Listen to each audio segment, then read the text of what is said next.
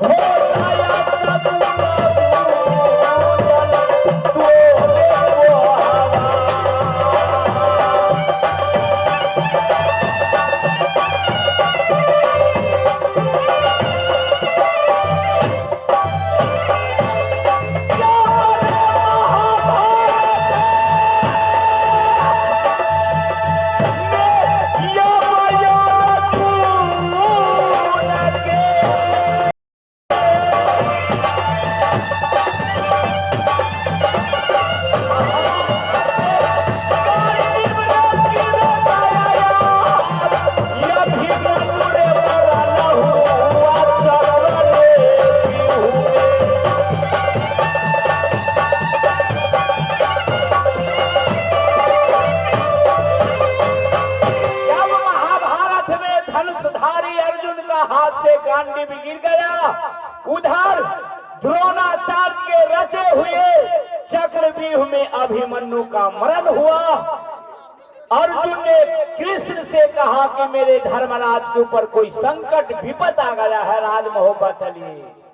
देखो प्रधान, अगर भाभी जी पूछेगी देवर जी हरण कहाँ है तो मैं कौन जवाब दूंगा? भाभी जी एक प्रश्न करेगी तो दो जवाब मैं दूंगा। जवाब के लिए चिंता मत कीजिए। क्या तुम उत्तर दोगे? जी हाँ, मैं उत्तर दूंगा। चलो, मैं चलने के लिए तैयार हूँ। आ गए श्रीमान हमारे परम प्रिय कमलाबाड़ी फुलकाहा निवासी श्रीमान लक्ष्मण यादव जी। श्रीमान लक्ष्मण यादव जी कमलाबाड़ी फुलकाहा जयनगर और हमारे नायक रुदल को रोल को कदर करते हुए और देवा रोल को कदर करते हुए 101 रुपया का पुरस्कार दे रहे हैं। पार्टी का तरफ से श्रीमान फुलकाहा कमलाबाड़ी निवासी लक्ष्मण यादव जी का चरण कमल में हार्दिक हार्दिक हार्दिक अभिनंदन करता हूँ। धन है कमलाबाड़ी फुलकाहा, जहाँ के महाशय जी श्रीमान बाबू लक्ष्मण यादव जी। दोस्तों, इन साल वहाँ इंद्र पूजा समिति मेरा अध्यक्ष श्रीमान शिव कुमार यादव जी, हमारे कलाकार का जितने हम 25 कलाकार हैं सभी को चांदी को मेडल प्रदान किए। जो हमारे पार्टी में भंडारी है, टंकी सेकने वाले हैं, वहां तक जितने सदस्य हैं सभी को 25 टंगवा दिए। तो मैं इस रंगमंच से क्या बोले ना लक्ष्मण यादव श्रीमान लक्ष्मण यादव को चरण कमल में प्रणाम करता हूं और यही कहूंगा, हे मां भगवती, उनको शेर में सवाई करना, शेर में सवाई करना, शेर में सवाई करना। चलो प्रधान, चलो भगवा, चलो चलो।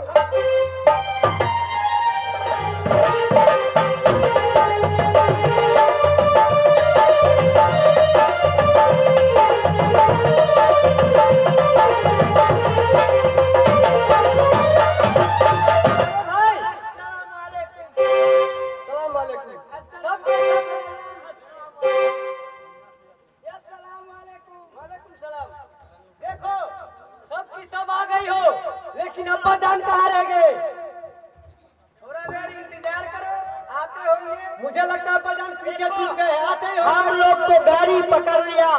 अब्बा जान तो पूछा है, उसको गाड़ी छूट गया, पीछे रह गया। अब्बा जान आते होंगे।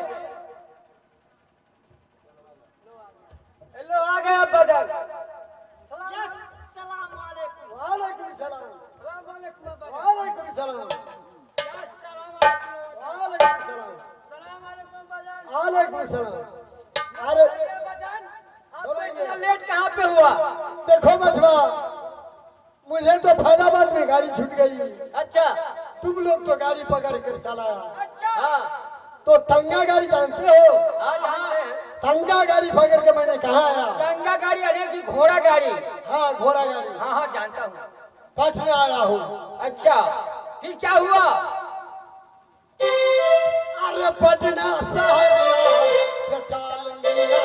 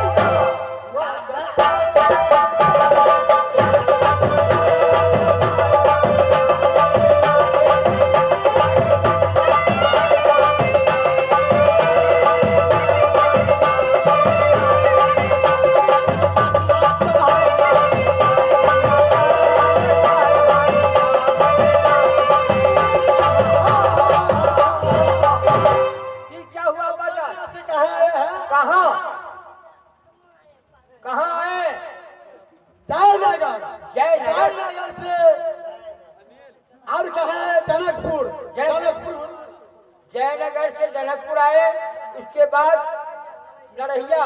हाँ, नढ़ा गांव। नढ़ा में सिमरदाही पार्टी लगे हुए हैं। अच्छा। उसी में आज उदल महाराज को शूद्र पैदा लिया है। यहाँ से कहाँ चलेंगे? कहाँ? बंगला पर चलेंगे। उदल महाराज की बंगला पर। तो चलिए।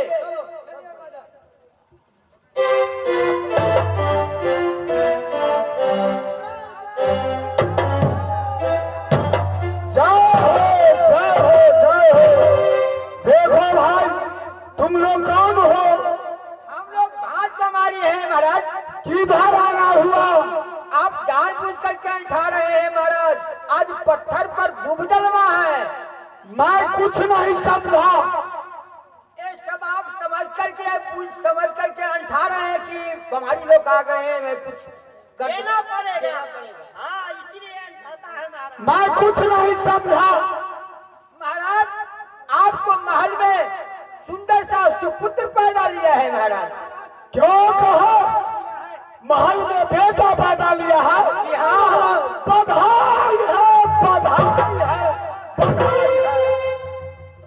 नाथ जब ही कौशलपुरी अवही है तिलक तुम्हार, कृपा से नर रूप हरि तो देखन आऊं विचार।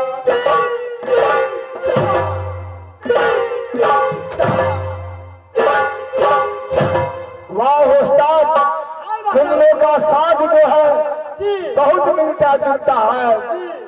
आज ये नरहा बस्ती जो है, नरहा बस्ती नहीं है। ये समझो कि ये उर्फ मोहब्बा है। जो भी इस प्रियांगन में बैठे हैं सब मोहब्बा को जनता है। रे आज हम क्या लुटाएंगे मेरे बबुआ के बधाई पर? यहाँ को समाज कोई 10 रुपया, कोई 20 रुपया, कोई 50 रुपया, कोई 100 रुपया लुटाएंगे। तुम लोग बधाई पेश करो और यहाँ से इनाम लेकर जाओ, बधाई लेकर जाओ।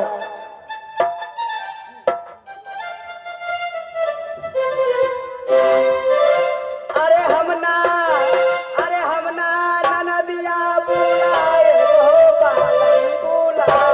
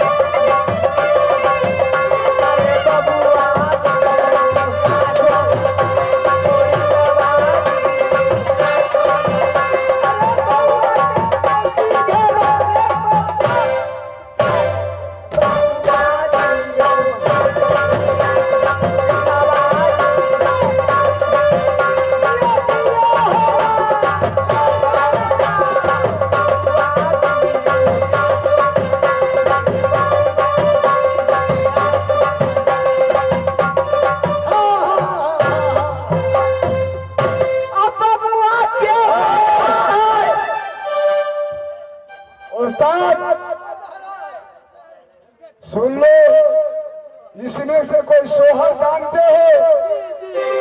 थोड़ा सोहर सुनाओ। जी अरे सबुआ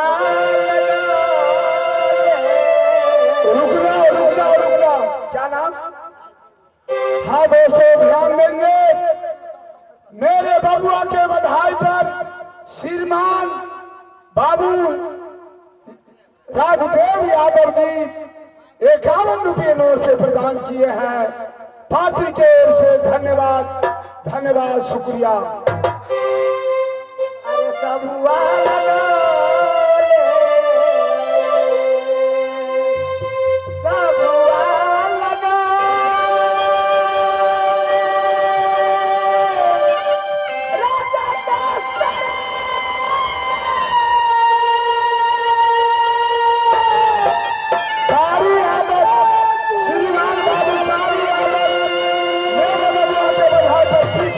से प्रदान किया।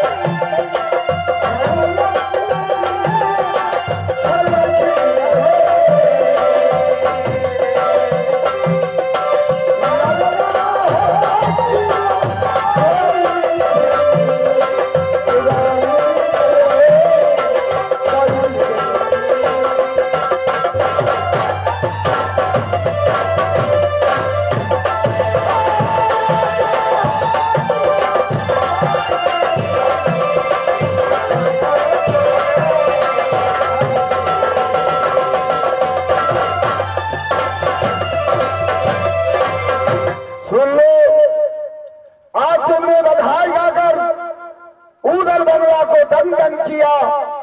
आज की लड़ाई में क्या लोगे? मांगोगे आज मुंह मंगा इनाम मिलेगा तुम लोग का। महाराज हमको बलुआ टोल दीजिए। हम लोग यही प्रोग्राम रखे थे, वहाँ हमको बहुत पैसा मिला।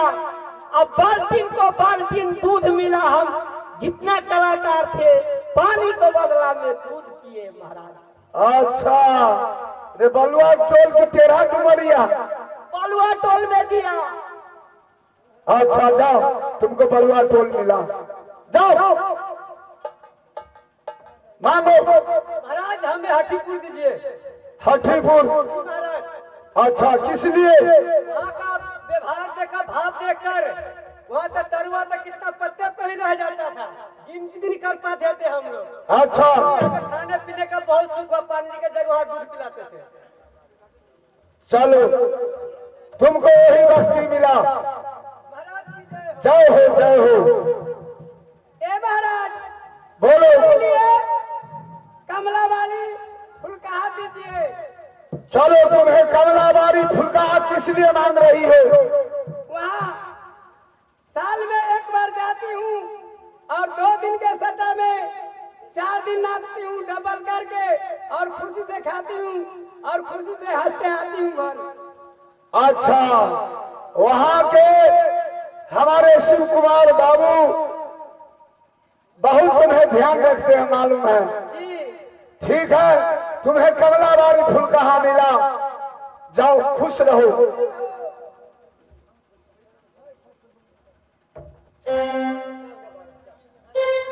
महाराज की जय हो। जय हो, जय हो। महाराज हमें तो औराई कोठी चाहिए महाराज। मुजफ्फरपुर जिला औराई बस्ती। जी हाँ, अरे हाँ, तो आप बहुत ज्यादा दिन हो गया, बोलो किस लिए? मुझे तो अंजनी बाबू जो है बिहार सरकार के लड़का, वो बहुत दान पुण्य करते हैं, वही मुझे औराई कोठी चाहिए। अच्छा, बिहार सरकार को लड़का अंजनी बाबू।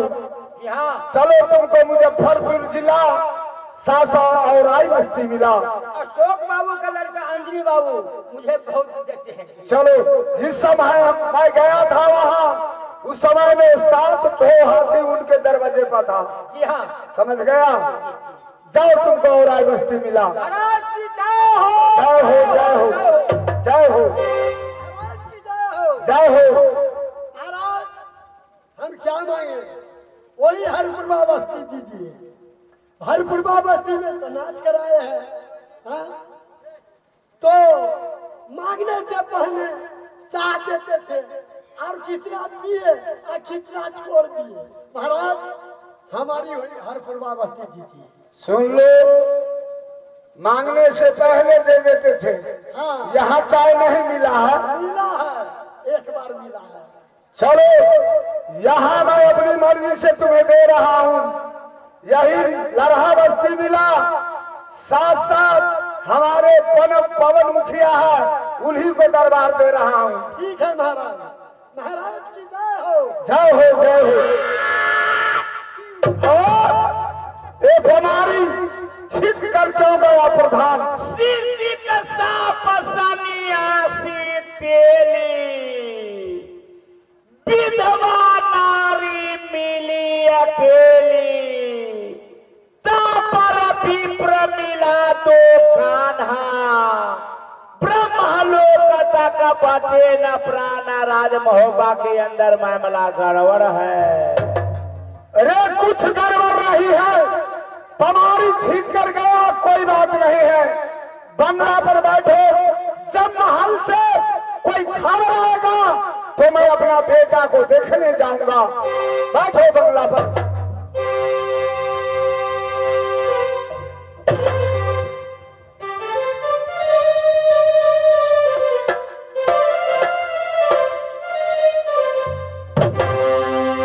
भाभी जी प्रणाम। भाभी जी खुश रहिए देवर जी। क्या खबर लेकर आई है भाभी जी, जल्द कहो। ए देवर जी, आज राज मोहब्बा में बहुत खुशी की बात है, बहुत खुशहाली की बात है देवर जी। क्या खुशी है, क्या खुशी है, कहो ना भाभी, जल्द कहो।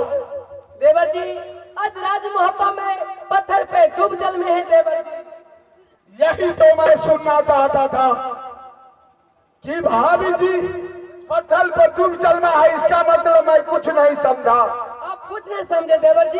कुछ नहीं। आपको मारने वाली है ना, उसको बदन से सुंदर पुत्र पैदा किया है, आपको पुत्र हुआ है देवर जी। क्या मोरल वाली के बदन से बेटा पैदा लिया है? हाँ देवर जी। धन है भाभी जी, यही तो मैं सुनना चाहता था। यहूदन का बेटा नहीं भाभी जी, हे यहाँ से तुमको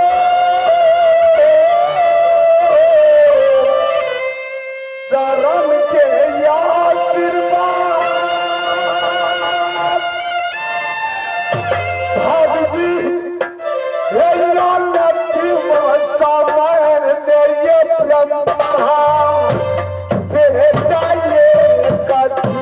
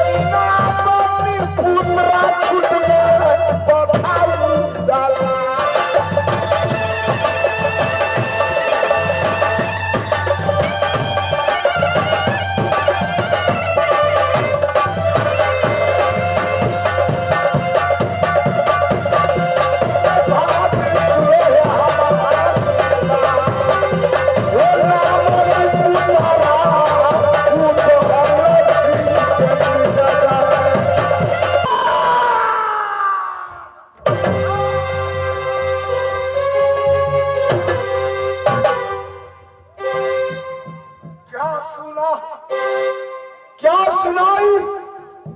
मोरवाली के बदन से बेटा नहीं खापत पैदा लिया है। हाँ देवर जी, बाप रे बाप, ये दीदी के दीदी, हम तो लाज के मारे चक्कर से बाहर नहीं भली अब तक। हाय भगवान, मैं क्या करूं देवर जी, मैं क्या करूं, मुझे समझ नहीं आ रही। ये बात तुम सच कह रही है। हाँ देवर जी, मैं सच कहती हूँ। चलिए मैं अभी आपको दिखला देती हूँ।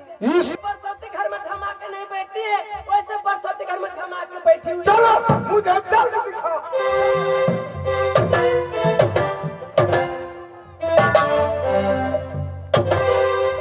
हमरा पर ये जल पानी भीड़ ले, जना लागल हर बड़ जल पानी।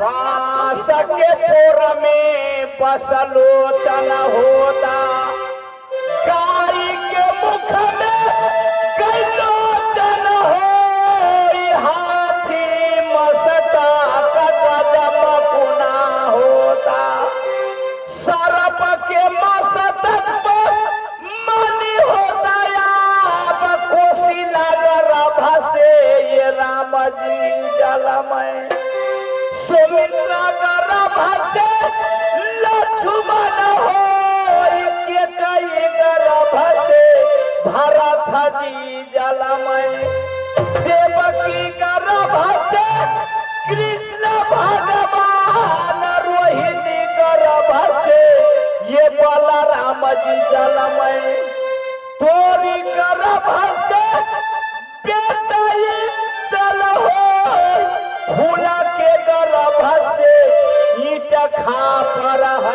सुनिए प्रधान जी, हम 10 से 17 आए, हम नहिया कौन से 17 तो अपना हमरा बेटा बन फूला को 37 वाला बेटा हो तो है। सती सती पार्वती नहीं बहुते थे आपको राती सुनो आ सबके